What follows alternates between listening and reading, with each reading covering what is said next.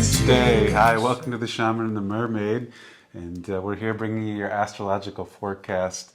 If you could only see the outtakes before we start filming, but those will be released a decade after we finish the series. Or after we pass away. Or after we pass away. You're getting your forecast for May 5th all the way through June 3rd. We're almost hitting the halfway point for the year of 2023. Jeez. Woof. But let's start with where we're at now. We're still in eclipse season, and this report kicks off with a Scorpio full moon and a Penumbral Lunar Eclipse. We'll talk about what that all means, and it ends with the Sagittarius full moon. Katrina might share what the more fun names of the full moons are and our mantra. Well, the Scorpio full moon is the flower moon, and that's what we're kicking off with. And our mantra is on my t-shirt. Do what makes your soul shine. And we've chosen this because there's a lot of aspects to Pluto this time. And Pluto's all about your soul. It's about aligning your soul with your dharma and your karmas and moving through some of that energy. So we decided to make this about the soul, since Pluto will be talking a lot in this report. And particularly doing what makes your soul shine, which we really feel that's the whole reason for being, why we're here, is to activate our gifts and utilize them the best we can so that we can make this world a better place. And maybe I'm a little bit Pollyanna, but I really feel like we could live in that more beautiful world we know is possible. Just gave a plug for Charles Eisenstein, his book that I'm reading. That's the title of it. And he talks about basically what we're going to unload in this report.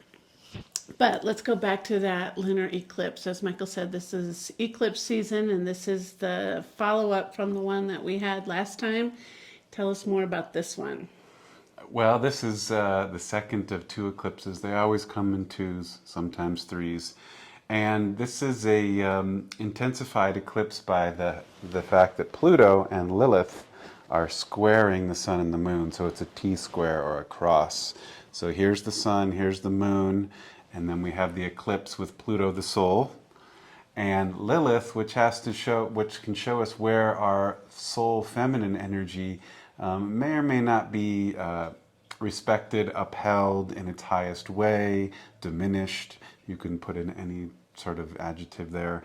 And so they're both squaring the eclipses. There's a technical term for this, and it's called the bending. And it's being bent from both directions. So when something's sitting at the crossroads of the eclipses, it's a bending of the energy. It's like a karmic bend or a bend of the light field. And what does that do? Well, this is a Scorpio full moon eclipse, so the moon is in Scorpio, and then the sun is opposite that in Taurus.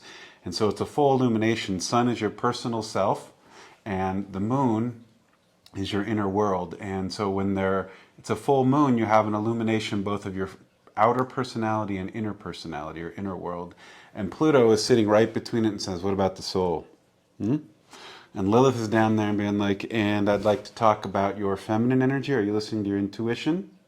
Are you going against your intuition? I'd like to talk about your emotional intelligence. How did you handle that conversation with your mother? And I'd like to talk about how you're using your creative energies. Are you in right way? Have you been suppressing it? And the eclipse opens, and now this is the close of the portal. And so we're kind of putting things that need to be healed, surrendered, let go of, because it's a south node eclipse. South node are things from the past, whether it's this life or Pluto past lives. Very good. Too much? No, good unpacking, because there's a lot on that day. That's all May 5th, Cinco de Mayo.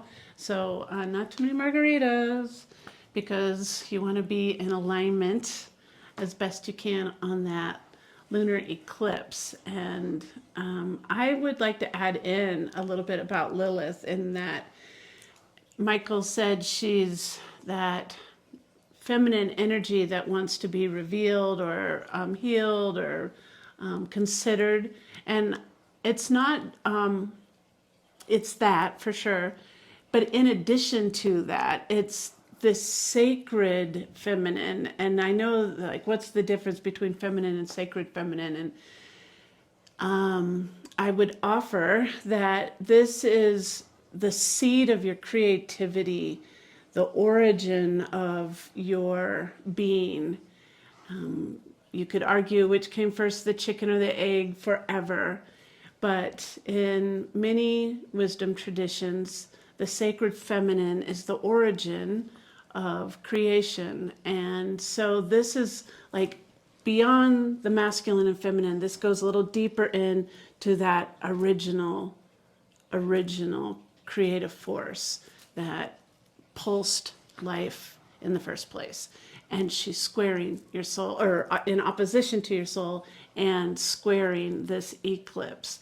So I think this is a big day, I guess is what I'm trying to extra emphasize on top of what Michael said. Like, maybe it's not a party day that we tend to go out and do. Maybe this is a day more for honing in on what needs cleansed and cleared, and then to the point of the theme, doing what makes your soul shine, what makes you light up, what makes you bring your persona, the outward sun energy, to fruition, and what makes your inner being feel contented and happy, the moon energy.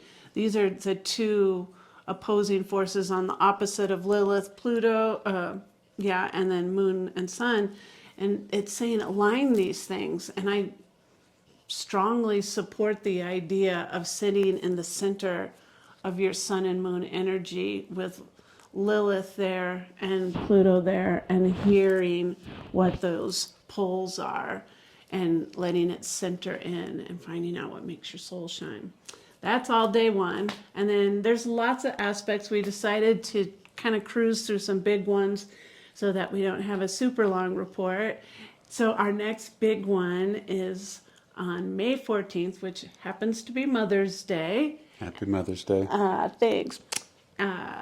So Mother's Day's big surprises, Mercury will go direct, and that allows for better communication, or clearer or more efficient, and transportation and technology. I've been totally feeling the Mercury retrograde this last time, not in its usual way where I trip over my words or have car problems, but just feeling that mercurial energy of feeling like, kind of like I got thunked on the head a little bit, groggy, a little slower in my thinking. Mercury is very much the thinker or the curious cat, and slow in its roll on that. And I definitely felt that. I don't know about y'all out there, but it was a doozy this last couple 2-3 weeks for sure. But now on Mother's Day, it goes direct, and remember, there's always the shadow that we go back through, and that will be until June 1st. So there's a little kind of residual energy of it, but at least the momentum is moving forward. So that's the next one. What do you have for Mercury Direct? Anything in addition? I think you covered it pretty good. I would just say that Mercury's in the territory now with the planet Uranus and soon to be Jupiter. And so Mercury's kind of stirring up the sign of Taurus, where there's some big energies in there. And so while Mercury may seem like a smaller aspect of life, this piece of communication, the mind, thoughts, transportation are probably going to link into some bigger themes around soul journey, revelations, and opening up of our consciousness. Good remembrance about Uranus and Jupiter moving in there too. And Taurus energy, our sun's in there right now. It is going to move during this report, but the Taurus energy is very earthy, the bull, and it likes to ground down, and it's also very sensual and very what's another word for it? Like there's a passion to it, a underlying verve, if you will. And I feel like that's part of what we need to be tuning into to help make our souls shine. Like, listen, walk barefoot on the earth and listen to what the energy is coming up through the soles of your feet, and let the earth energy kind of talk to you about what it is to be your real self. Inwardly, the moon energy, and outwardly, the sun energy, and let them get in alignment to each other. Let the earth energy pull up through you so that you can stir and activate that soul that is constantly wanting to communicate. As much as we like to think, I don't know what my soul's saying, maybe you've tuned it out, but that's not because it's not trying to talk, or communicate is maybe a better word. The soul is always trying to inform you, guide you, direct you, show you, nudge you. It's in constant communication. And I feel one of the best ways we can tune into that is through nature, and quieting our mind, sitting on the earth, and tuning into what it is that she's trying to say. So very Taurian. I would also say Taurus has a lot to do with self-love. Not a lot, but it has to do with self-love. Totally. And with Mercury, Sun, Jupiter the next day, we'll talk about that in a second. Jupiter enters Taurus on May 16th, and then Uranus, and then still the North Node there. Tons of energy pointing to, do you love yourself? And I think that's a key to what Katrina was saying, being on the earth, barefoot, being in the body, sensual, verve, is the more you love yourself, the more you will do what makes your soul shine. The more you don't love yourself, likely the more you will do things that dust the soul, diminish, hold the light down, the shadow side of Lilith, turn off the intuition, don't listen to your creativity in a positive way. Yes. So, Taurus. And that again happens on Mother's Day when Mercury goes direct. Then cruising, Michael's already mentioned it. Jupiter is going to move into Taurus, out of Aries into Taurus, and I'm personally really excited about this. This is on May 16th, as he said. Jupiter's the teacher, and it's expansive energy. It's big. It's jolly. It can have a big explosion. It's a gaseous ball. You know, Jupiter is not to be messed with, the biggest planet we have, but its nature is to really gather and expand consciousness. And one of the things associated with Jupiter is our spiritual faith. And as it moves into Taurus, I'm excited about it because I feel like it really grounds us. You know, we're so heady and we're so scattered and we're all over. So this big energy moves into Taurus, and it can help us tune into the wisdom traditions of Mother Earth for part of our spiritual practice, for part of activating our faith and renewing our faith, which when we do that, this helps make our soul shine. Our spiritual practices are the juice and the nourishment for our soul.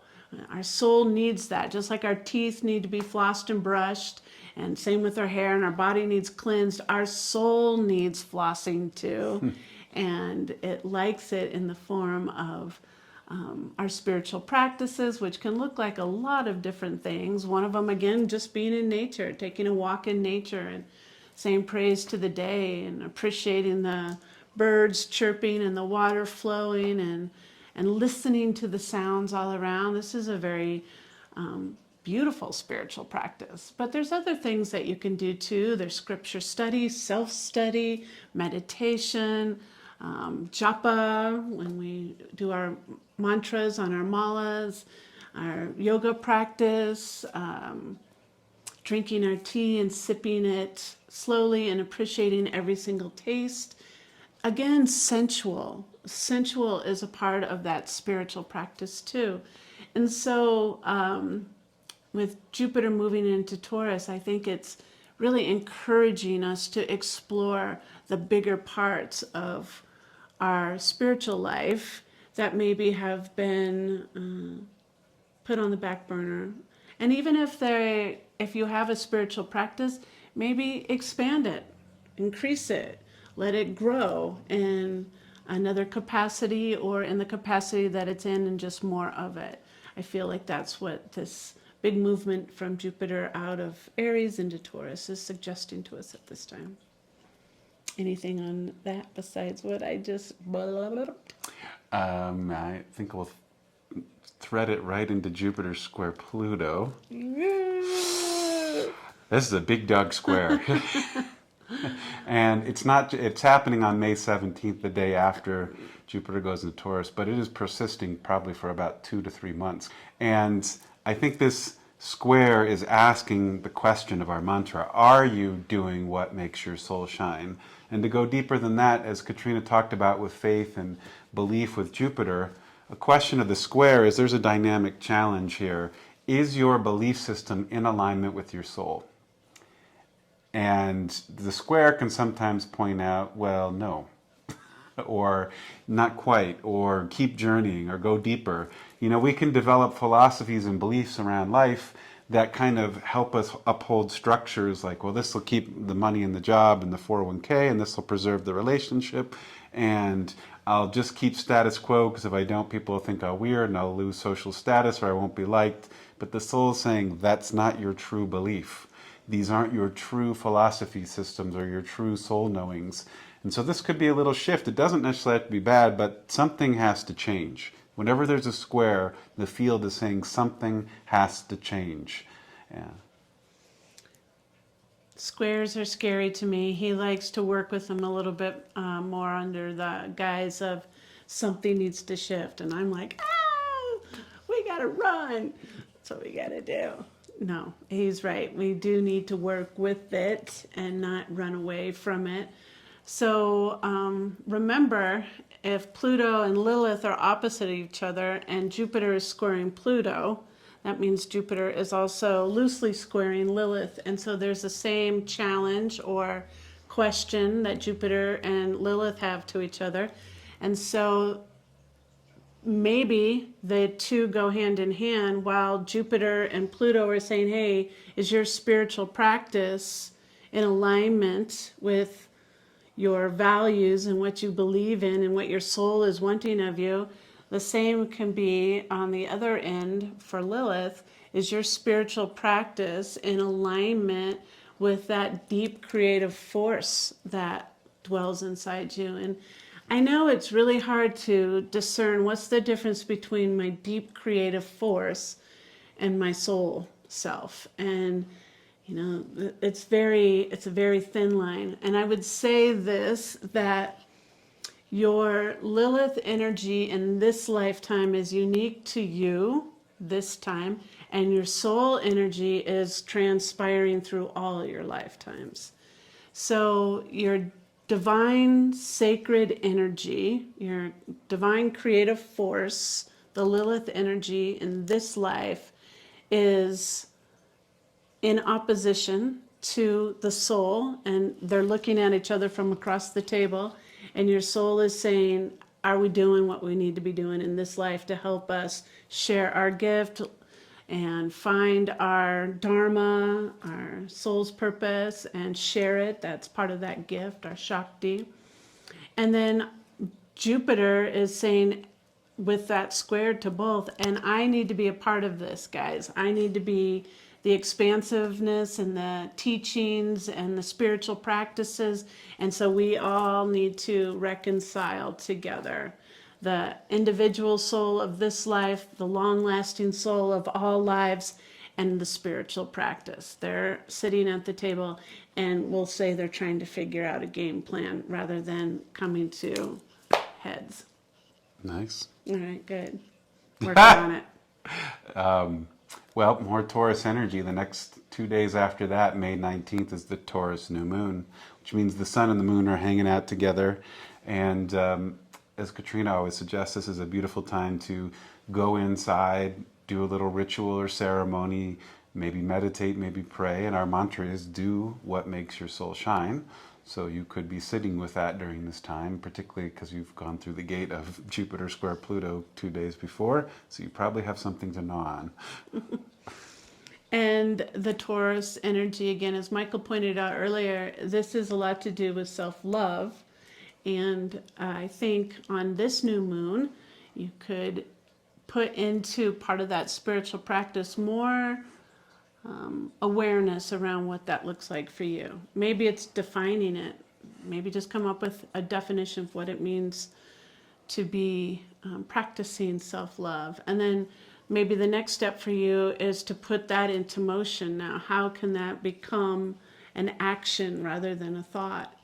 And how do your words support that action as well? How is what you're saying in reflection to what you're doing, all in and under that guise of self-love? And I think if we want to have this more beautiful world that we know is possible, that our hearts know is possible, again, the name of his book, then we need to begin really healing our relationship with ourselves. And I think all of this Pluto energy from full moon to full moon right now is really honing in on getting in touch with you, appreciating you, loving your life, being excited to wake up in the day and go out into the world and shine. Let your soul shine. So that's the Taurus new moon. That puts us halfway through this report. And then our next big one we wanted to talk about is the very next day, May 20th, and that's when Mars will move into the sign of Leo. And also, Mars will be squaring Pluto. And Michael's going to explain this one. This is kind of a big one in the astrological field. Mars energetically likes Leo. So Mars going in there is like, yeah, woo! And then it's like a couple minutes later, it's like Pluto's checking you out and saying, what are you doing? You're like, ooh, right. The soul is talking to our inner masculine warrior yang energy. And Mars and Pluto can be considered octaves of each other. Pluto is like the base of the Great Pyramid, and Mars is the capstone. And when Mars is aware, awake, and in harmony with the soul, so when our masculine energy, which is willpower, desire is a big word here, what motivates us to either go towards something or away from something, is in alignment with the soul, then we are living our dharma, at least from an astrological description, that our personal desires are in alignment with our soul desires.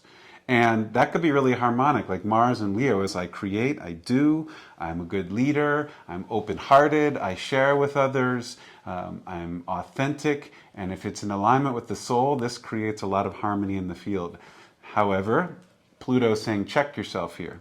Make sure your personal desires are in alignment with the soul and the greater need of the world soul, or your Sva-dharma and Dharma are in alignment. The square can point out where either we're not there or we're being meek and we know it, but we won't step up. And Pluto's like, get up, do what you're here to do. Don't hide in the shadows. Don't play little anymore. Don't pretend like you don't know. You do. I like his Pluto voice. So Mars is to Pluto as maybe Venus is to Lilith. Real nice. Thanks. I got an A in math for the analogy section. Did you want to say anything about the Mars, Pluto, Leo square? Just pay attention. It's much like May 5th. This is a big day for reconciliation of a lot of things. And if you don't want to pay attention, you might just get smacked around anyway because you're supposed to be paying attention. And I know a lot of times we don't like to hear, I should, you should. Don't tell me what to do. Well, I get that. I'm with you. I don't like to be told what to do either. And so take all of this as suggestion. But when it comes to dealing with cosmic forces like planets, like that are huge, I kind of just do what they say. And to me, that's what they're saying to do. And I don't think this is our soul interpretation. I think if you look around to any of the astrology, they all have their own way of saying it, but they're all pointing to the same message because that is what the downloads are from the cosmos. And they're here to guide us. They're not here to punish us. The whole cosmology, the whole beautiful way that this astrological system works is for our benefit. It's not to kick our butt or make things challenging and difficult. And when we work with the cycles and we get in alignment and we're attuned to what's going on, things flow so much more smoothly than when we say, screw you, that's just silliness, or we choose to disregard and ignore it, or plain old ignorance, just not knowing at all. That can sometimes smack us upside the head. So pay attention on May 20th, if you could. Very nice. May 21st, Sun in Gemini. Happy birthday to all the Gemini. And that same day, the Sun will trine Pluto. A trine. Yay! I'm fond of Gemini for lots of reasons. One is springtime in nature. You go look out, this time of May is like when spring is the most springy and abundant and flowery and leafy and full of baby bunnies and birds and bugs, and water is coming down from the mountains, and it's beautiful. And so that is Gemini energy. You know, sometimes Gemini can get a bad rap, but there's the positive side where it's like the abundance and energy and life force of nature in expression. And so I like that. And Sun trine Pluto is very supportive. Did you want to talk about either one of those? He's smiling at me because I tend to get very irritated by some aspects of Gemini energy. The indecision drives me nuts.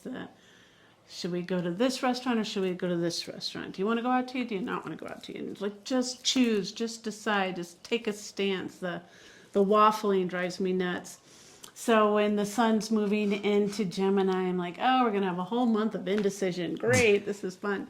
But it's not like that. Of course, I exaggerate, and it's more like what Michael was describing with that beautiful outburst of spring life coming through. And the curiosity of Gemini is also sometimes very refreshing, to be inquisitive and curious and want to know things. And then sometimes it's annoying, like if you ask me one more time. But that's what I got to work on, right? I got to work on what makes my soul shine. So that's all happening in the nice trine with Sun and Pluto. So the outward expression of ourselves with our soul. It's a good day to exemplify who we are to the outside world. And we want these to be congruent. We want to, how we talk to ourselves internally, how we talk to ourselves to everyone else is in reflection of what is held in our soul values. And that's what we're showing to everybody and everything. It's very congruent all the way through. So that's a good day for you to step into who you are and just go out and shine it. And then our last aspect, there's a bunch, like I said, we're skipping through, but the last one we want to hit upon is the Sagittarius full moon that will come back to you at on June 3rd, and that will be the strawberry moon. That's nice. So we kick off with the flower moon in Scorpio, full moon, and we'll come back to you on the strawberry moon in Sagittarius, June 3rd. Do what makes your soul shine. Yes. Do what makes your soul shine. Okay, Have smooch. a good one. Aw, he's cute. Namaste.